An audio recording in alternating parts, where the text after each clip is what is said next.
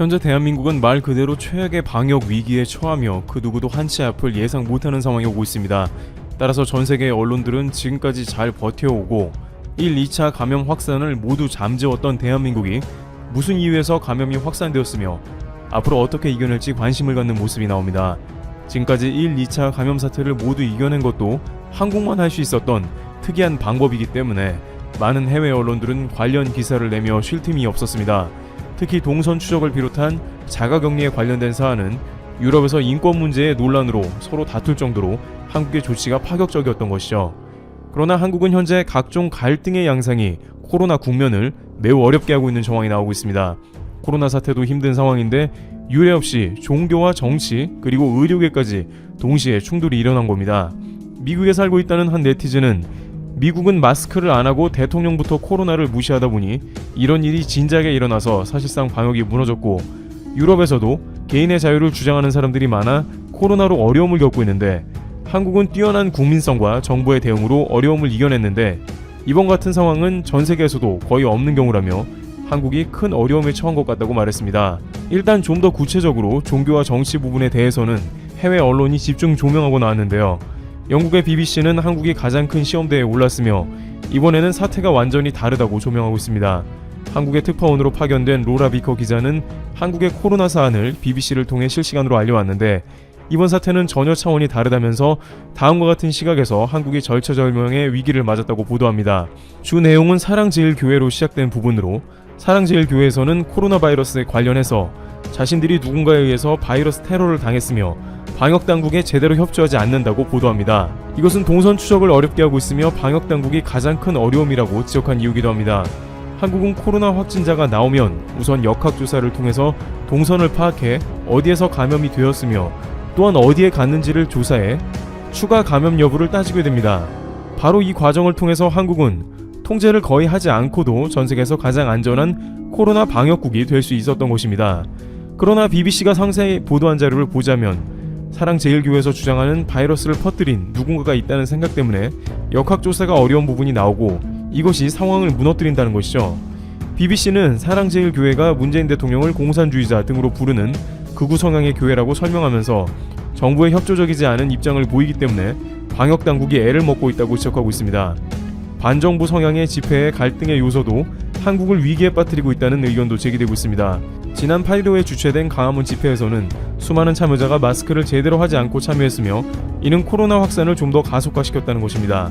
그러나 집회 참여자 측에서는 애초에 정부가 여행을 활성화시킨 시기가 더 앞이었고 결국 이러한 확산은 원래 일어날 일이었다고 주장했습니다. 구체적으로는 정부가 무리하게 여행 쿠폰 등을 남발했고 중국 등에서 해외발 입국자를 막지 않고 받은 것이 근본적인 코로나 사태를 키운 것이지 단순히 집회를 했다고 해서 감염 사태가 커지지는 않았다는 것이죠. 그러나 정부에서는 정세균 총리가 법원이 광화문 집회를 허가 내준 것이 코로나 사태에 결정적 영향을 끼쳤다고 이야기하면서 한국의 방역이 다 무너진 단초를 제공했다는 취지의 의견을 펴고 있습니다. 또한 정세균 총리는 광화문 집회 불법 행위 발견 시 구상권을 행사하겠다며 강력히 대응하겠다고 밝혔습니다. 추미애 법무부 장관 역시 앞으로 방역을 방해하는 행동을 할 경우에는 법정 최고형을 구형을 비롯 구속수사를 진행하겠다고 의지를 밝혔습니다. 정부는 8.15 광화문 집회 이후에 사태가 급속하게 악화된 것으로 판단하고 적극 개입해 코로나 관련해서 발생된 문제를 모든 수단을 동원해 잡겠다는 것입니다. 이렇게 정부 지지 세력과 반정부 세력 간의 정치 싸움이 집회로 연결되며 코로나 책임론이 불붙은 상황입니다. 하지만 광화문 집회의 후유증이 실제로 확인되기 시작하는 상황이 나와 논란이 되고 있습니다. 실제 집회에 다녀온 사람들 중에서 확진자가 발생하고 동선 추적에서 찜질방 등을 며칠 동안 이용한 확진자 케이스가 등장하고 있기 때문에 광화문 집회에서 실제 코로나에 감염된 사람이 있는 것으로 파악됩니다. 따라서 앞으로 이러한 관련 집회는 당분간은 열리기 어려울 것으로 판단되며 정부는 3단계 격상을 금주 내로 실시할 것인지 신중하게 고민 중으로 파악되고 있습니다. 일각에서는 광화문 집회를 통해 코로나 바이러스가 전국으로 다시 뿌려졌을 가능성도 제기되고 있기 때문에 긴장감이 감돌고 있는 것이죠. 질병본부는 24일 기준 사랑제일교회와 관련된 확진자는 하루 새 40명 늘어 총 915명이 되었다고 밝혔고 지난 12일 교회 관련 첫 확진자가 나온 점을 고려하면 불과 2주 만에 확진자가 1,000명에 육박한다고 전했습니다. 지난 15일 서울 광화문에서 열린 집회와 관련해서도 확진자가 속출하며 현재까지 모두 193명이 확진됐습니다. 중요한 것은 이번 확산은 이와 같이 깜깜이 확진자가 많다는 것으로 감염 경로가 정확하지 않다는 데 있습니다. 이러다 보니 지역별로 집단 감염자가 속출하고 있으며 중환자 증가에 병상 부족까지 우려되는 상황입니다. 그런데 이 가운데 또 하나의 어려운 상황이 방역당국과 국민의 안전을 우려하게 하고 있는데요. 안 그래도 종교와 정치 분야에서 파생된 갈등이 코로나에 큰 영향을 끼치고 있는 가운데 의료계 파업까지 진행되면서 자칫 국민 안전이 적지 않게 위협을 받는다는 국면이 나온 겁니다. 정부가 의료인 부족을 이유로 공공의대 학생을 선발한다는 안을 내놓으면서 의료계의 반발을 샀습니다. 대한의사협회는 8월 26일부터 3일간 제2차 전국의사 총파업 관련 집단 행동을 온라인으로 생중계한다고 밝혔습니다. 지금까지 최대집 의협 회장과 정부 측 정세균 국무총리, 박능우 보건복지부 장관 등이 만나 1시간 10분 동안 의료정책에 관해 대화했지만 양측의 입장차를 좁히지 못한 상황입니다.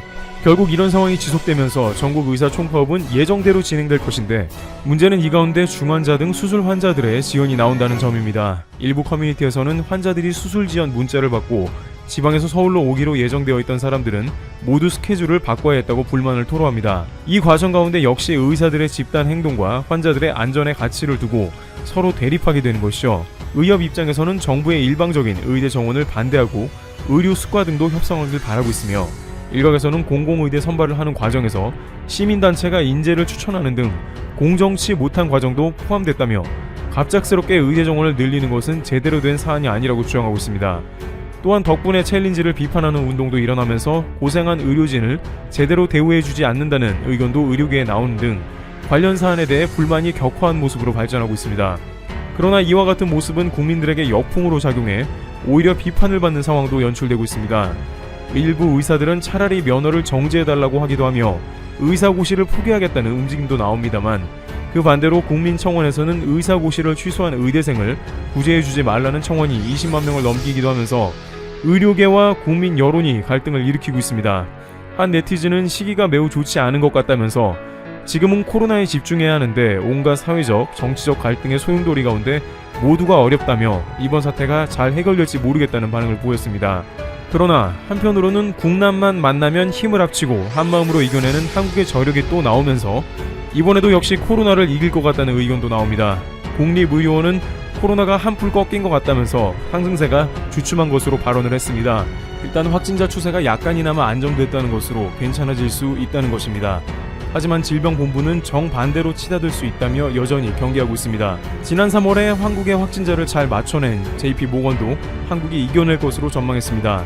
이들은 8월 말에 정점이고 점점 줄어들어 11월 초엔 확진자가 거의 잦아들 것으로 판단했습니다. JP모건은 한국의 방역이 강화되었고 3월과는 달리 사람들이 거리두기가 준비되었다는 점을 고려해 11월 초까지 한국은 코로나 안정세로 들어간다는 것입니다. 일각에서는 정부가 경제관계로 3단계까지 격상하는 것을 매우 신중하게 접근하고 있으나 만약 3단계로 격상되면 코로나는 잦아들 수밖에 없다고도 말하고 있습니다. 이와 같이 한국 사회는 지금까지 코로나 위기 중에 가장 어려운 국면을 맞으며 정치, 종교 갈등에 의료계 파업까지 겹쳐 최상위 난이도의 국난에 다시 들어가고 있는 상황입니다. 그러나 이 역시 국민들의 힘으로 이겨낸다는 예상도 다방면에서 제기되며 귀추가 주목되고 있습니다. 드래블튜브 여기서 마치겠습니다. 감사합니다. 1경 5,700조 원, 중국의 지난해 GDP입니다. 텐센트, 알리바바 등의 IT 기업들과 1년에 2억 3,850만 대의 스마트폰을 판매하는 화웨이, 1억 2,450만 대를 판매하는 샤오미, 1억 1,980만 대를 판매한 오포, 1억 1,370만 대를 판매한 비보, 전세계 블록체인 특허의 75%를 휩쓸고 있는 중국의 차이나 유니콘, 핑안 테크놀로지의 푸자메이, 원싱탱크. 자, 그런데 중국의 미래를 책임지고 있는 이 모든 기업들에게는 공통점이 한 가지 있습니다. 세계 최고 규모의 온라인 상거래 플랫폼을 구축한 중국의 알리바바는 상상을 초월하는 규모의 데이터를 보관하기 위해 초대형 데이터 센터를 구축해야 하고 여기에는 메모리 반도체가 필수입니다. 스마트폰을 만들어 판매하는 화웨이, 샤오미, 오포도 메모리 반도체를 필수적으로 넣어야 하고 블록체인 개발 또는 가상화폐 채굴 기업이 사용하는 채굴기에도 디램 메모리 반도체가 사용됩니다. 자, 그런데 여기 독일의 데이터 회사 스태티스타가 공개한 자료에 따르면 전 세계 디램 메모리 반도체의 70%를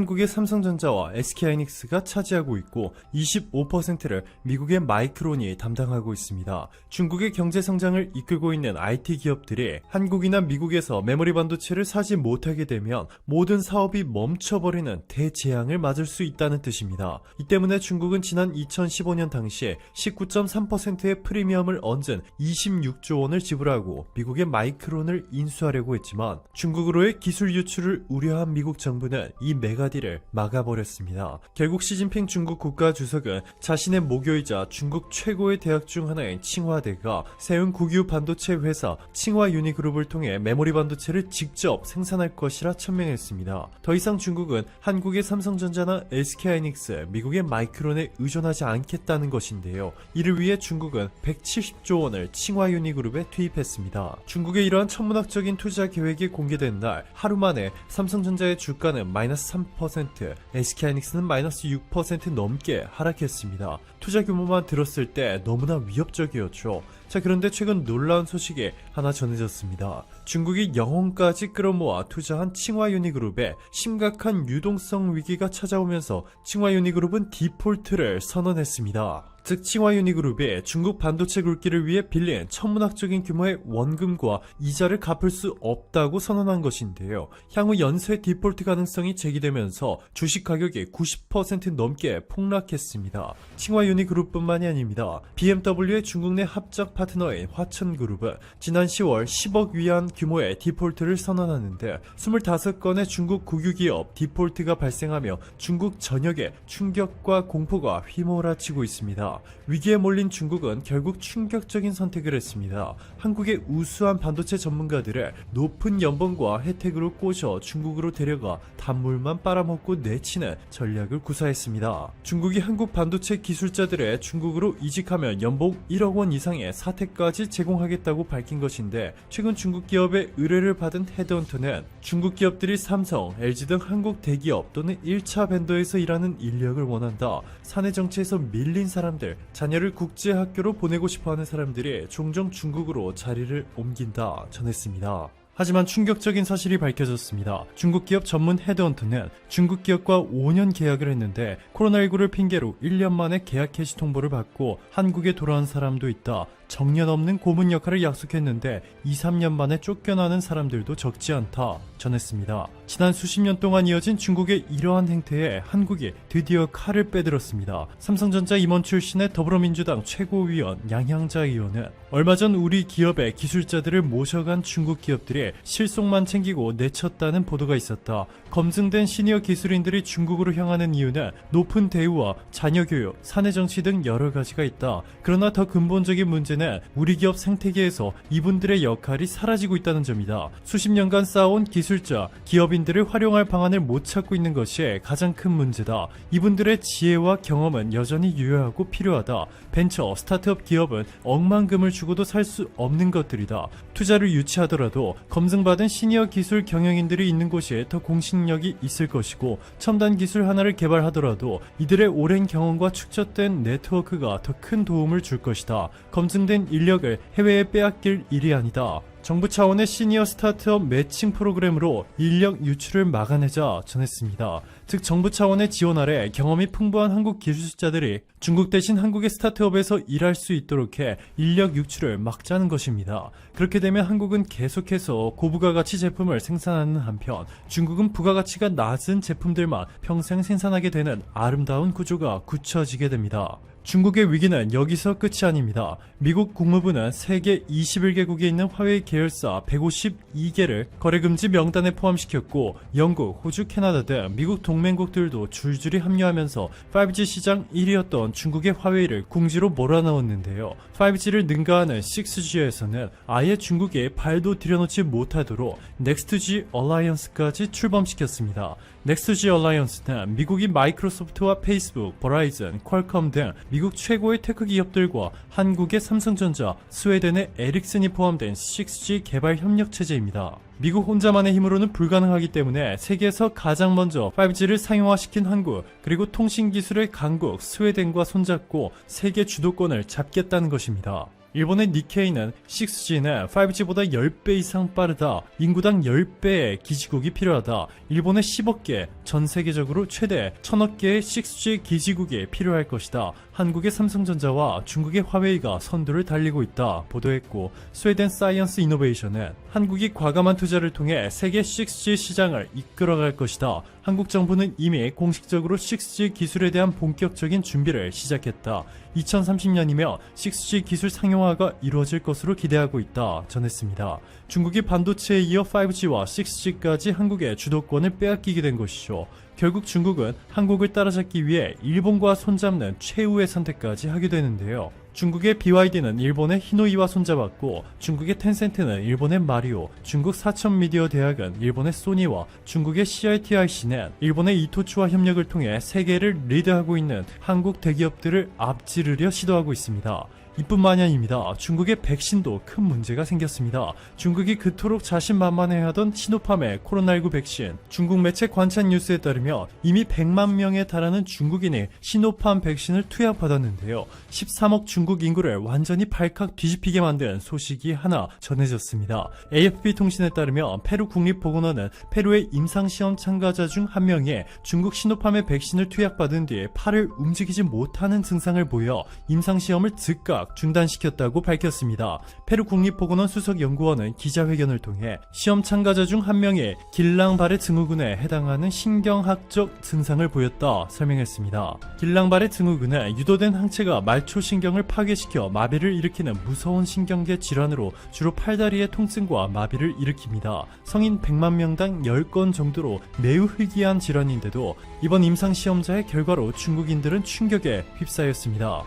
오늘도 감사합니다. 최고로 멋진 하루 보내시길 바랄게요.